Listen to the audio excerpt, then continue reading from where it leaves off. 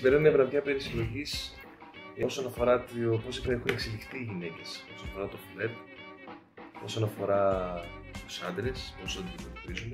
Όταν θέλω να σας δείξω ένα πολύ απλό life hack για το πώς να κλέψεις την φράση του άλλου. Δεν το δείξω.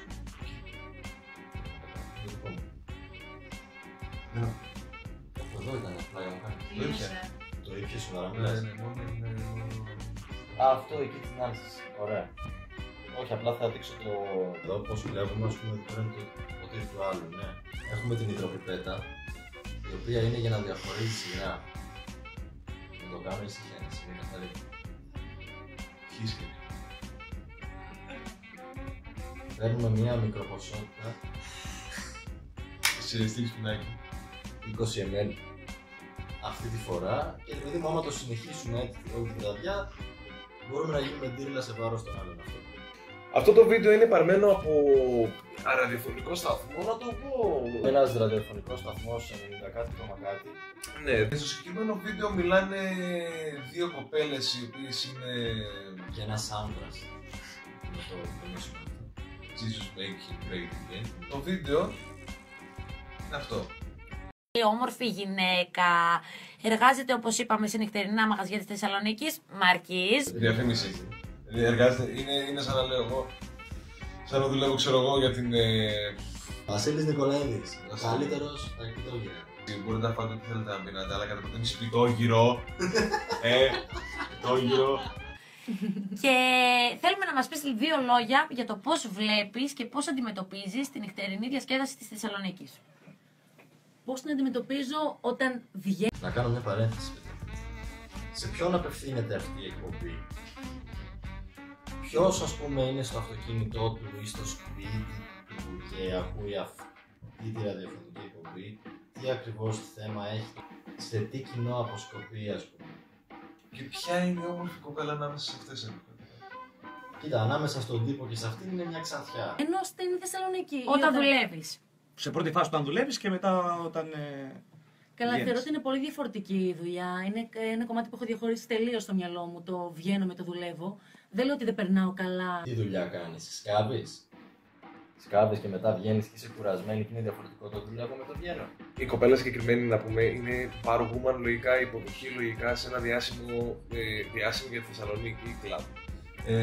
Το οποίο είναι ελλάδικο και για κάποιο λόγο έχει αποκτήσει μια μεγάλη σημασία, μια μεγάλη αναγνωρισιμότητα και δημοτικότητα. Για κάποιο λόγο δεν έχω καταλάβει εγώ ακόμα, ούτε εσείς θα καταλάβετε γιατί. Έχω μια πολύ αναγερχή, θέλω να σας πω, που είναι, κοιτάει το ρολόι, πότε θα πάει 1:30, 2 παρατέταρτο ποτά. 2 παρατέταρτο ποτά. Δεν υπάρχει αλήθεια αυτό. Να γλιτώσει κανείς. Δεν είναι αλήθεια. Μας το παίζει εδώ πέρα ότι δεν πίνεις. Εμάς βρήκες ρε καλά. Μας βρήκατε. Όχι, κάνεις λάθος. Χωρίς ποτό δεν γίνεται. Ελληνική μουσική χωρίς ποτό δεν γίνεται. Ξέρεις τι έλεγε ο David Guetta? Ηλεκτρονική μουσική χωρίς έκσταση δεν γίνεται. Και το είχαν πάρει τότε, όλοι το είχαν κάνει αυτό, μας δείχνει το 1990.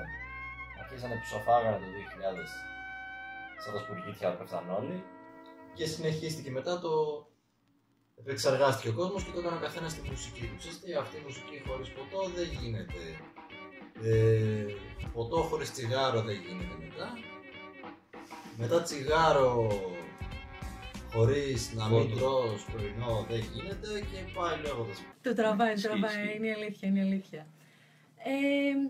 Πώς περνάω, εντάξει, είναι ένα κομμάτι το οποίο το έχω συνηθίσει πλέον. Ας πούμε, κάνω αυτή τη δουλειά τα 18 μου, είμαι 23.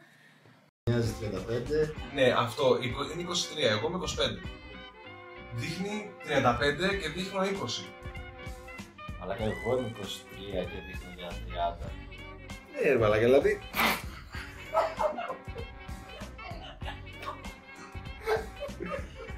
Δεν με μπέρδεψες τώρα. Εντάξει, μαλακής, αυτό είναι μαλακής. Ναι, η συγκεκριμένη δουλειά, το μόνο που σου προσφέρει είναι σπάσιμο με τα χρόνια. Ας πούμε, αν τώρα έτσι είναι στα 23 της η συγκεκριμένη κοπέλα, στα 35 της θα δείχνει για 50. Αν φτάσει στα 35, γιατί άμα πίνει ποτό κάθε φορά που ακούει.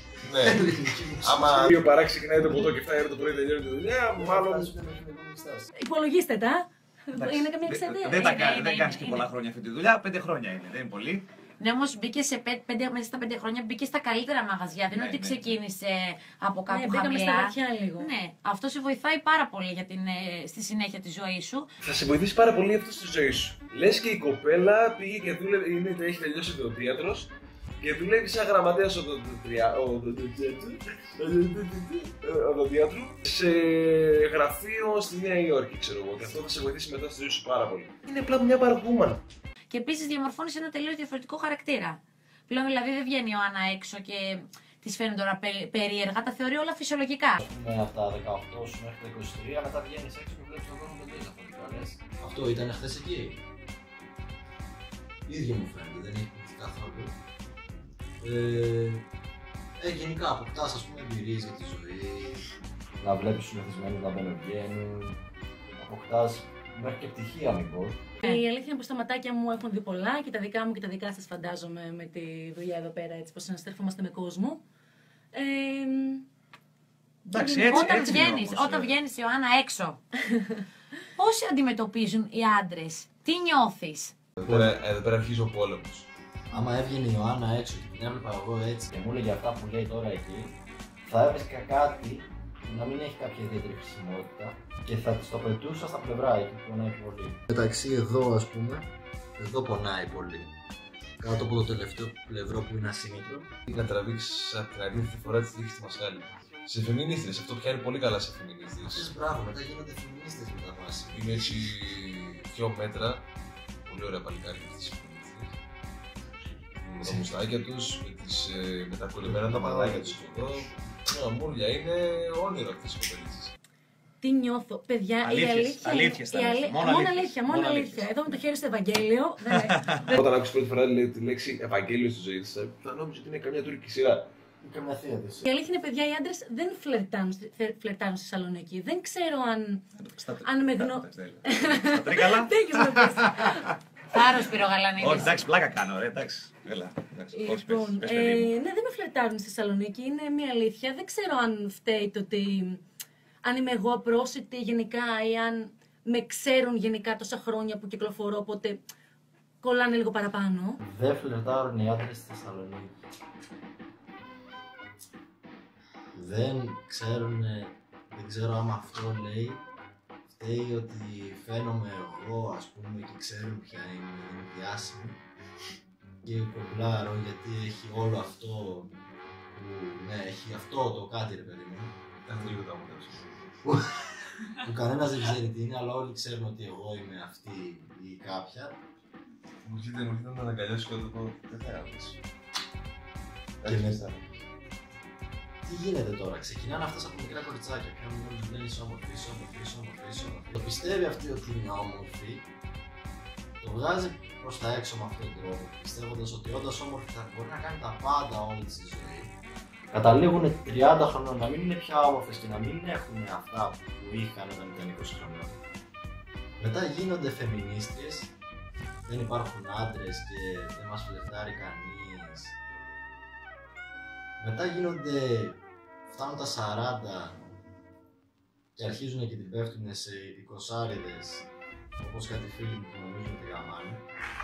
Καταλήγουν ανήπαντρες 50 χρονών, πρώην φεμινίστριες, γαμημένες από παιδάκια και στο τέλος πεθαίνουν στα 55 από το πολύ τσιγάρο. Σίγουρα το ότι είναι τόσο εντυπωσιακή και ότι καταρχήν προκαλεί τη ζήλια σε πάρα πολλές γυναίκες. Προκαλεί τη ζήλια και είσαι εντυπωσιακή.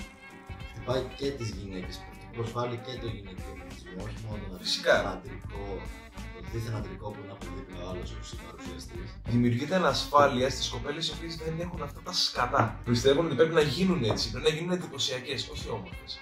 Αυτό δημιουργείται. Η ζήλια προκαλεί τη φθορά σε γυναίκα.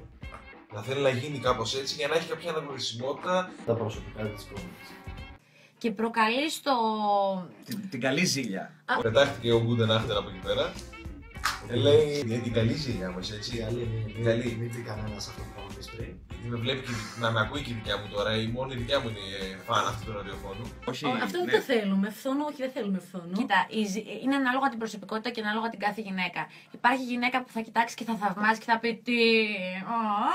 Και υπάρχει γυναίκα που θα πει Αχ, αυτή δεν είναι ωραία και σιγά τη βρήκε και μόνο για να ικανοποιήσει το εγώ τη, γιατί δεν νιώθει καλά. Αυτό που είπε τώρα, τι είπε, δεν θυμάμαι γιατί είναι και μαλακίες. Αλλά αυτό το δεύτερο κομμάτι που είπε, αυτές που θα ζηλέψουν και θα πούνε «Α, εγώ, αυτή είναι χάλια, δεν θέλω να γίνω ζέγγι, αυτή είναι και αυτά». Κρατήστε το γιατί θα δημιουργήσει μόνη τη την εντύπωση ότι καμιά γυναίκα δεν μπορεί να τη ανταγωνιστεί στη συνέχεια. Θα σα πω εγώ τώρα πώ σκέφτονται οι άντρες όταν σα βλέπουν και τις δύο, γιατί είστε και οι δύο από τις πιο γνωστές και ωραίες κοπέλες. Πρόσεξε τι θα πει, Γαλανίδιο. Θα μιλήσω σαν άντρας. Σαν τι θα μιλήσεις? Θα μιλήσω σαν άντρας. Άντε να ακούσω. Θα μιλήσω σαν άντρας. Όταν ένας άντρας βλέπει μία. Υπάρχουν βασικά πολλών κατηγοριών άντρες. Όλο κατηγοριών άντρες. Οι μονάχους, οι καρέτα άντρες, αυτοί που σέρνονται στη γη, αυτοί που έχουν ποτά ποδαράκια. Ή Θεσσαλονίκης. Ναι, και Θεσσαλονίκης. Πάμε για καφέ και σου βάζουν καφέ μουστί. Αυτοί που λένε ότι εκεί δεν μπορώ να πάω, οπότε κρατάω λίγο απόσταση και καμιά φορά βγάζω και αρνητισμό απέναντι σε αυτές τις γυναίκες. Δηλαδή, έλα μωρέ τώρα σιγά την Τριγωνίδου ή σιγά την Τούλη. Καταλαβες. Το πιθός είναι Τριγωνίδου. Επειδή ξέρει αυτός ότι δεν μπορεί να τα καταφέρει. Υπάρχει αυτή η κατηγορία αντρών. Να πω και τον όρο στα αγγλικά τώρα που κάνετε προφήτηση, it's out of my leg. Πολύ δυνατό, πολύ δυνατό. Φυσικά και out of my leg, γιατί δεν υπάρχει περίπτωση να δεχτούμε τον καθένα. Δεν είναι έτσι τα πράγματα. Κατάλαβες τι είπε.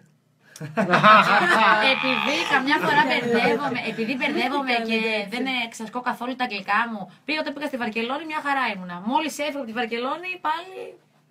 Παιδιά, να ξέρετε έτσι συμβαίνει. Βγαίνεις διακοπές σε ένα μέρος, ρε παιδί μου, μιλάς αγγλικά, μπαίνεις στο αεροπλάνο και μέσα σε 2 ώρες τα έχεις ξεχάσει τελείως. Μην προσπαθήσετε καν να μιλήσετε μετά το σπίτι σας.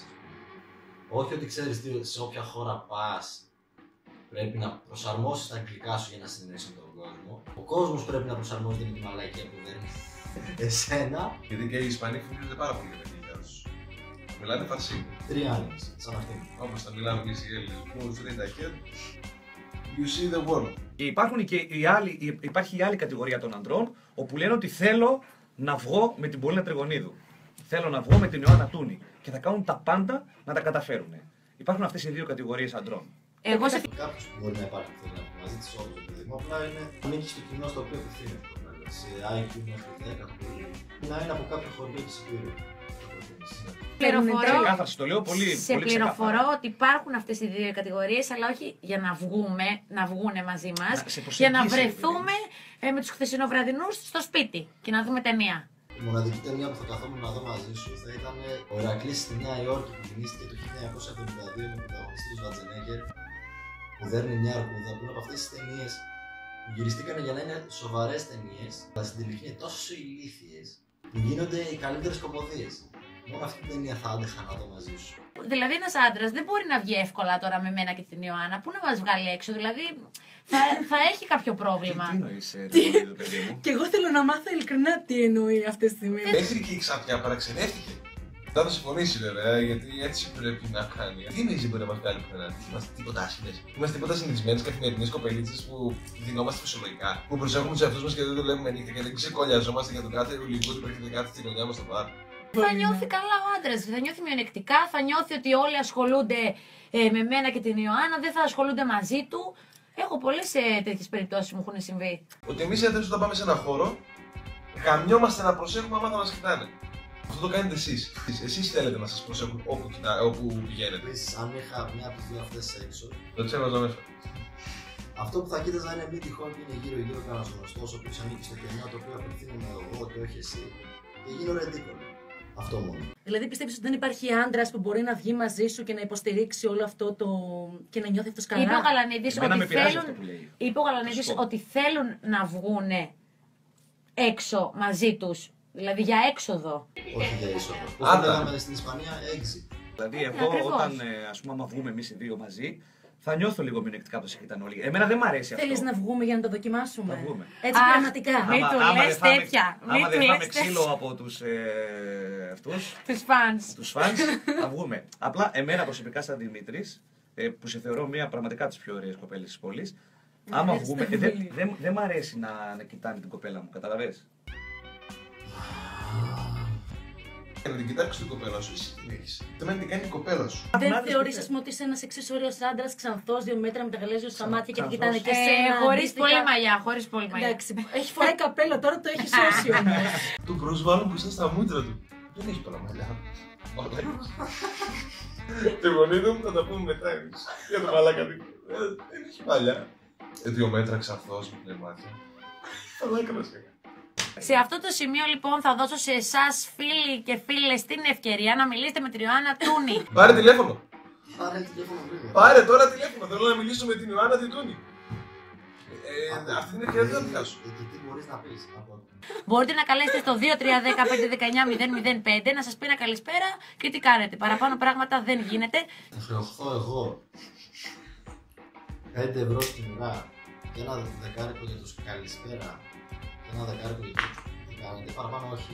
Παραπάνω τι γίνεται. Μην πείτε παραπάνω γιατί προφανώς κάποιος σαν εμένα κακόβουλος πήρε να πει «Τι στον πούτσο κάνετε γάμο την κοινωνία». Οπότε σου λέει καλησπέρα και αυτό. Γρήγορα, τσακ πάνω.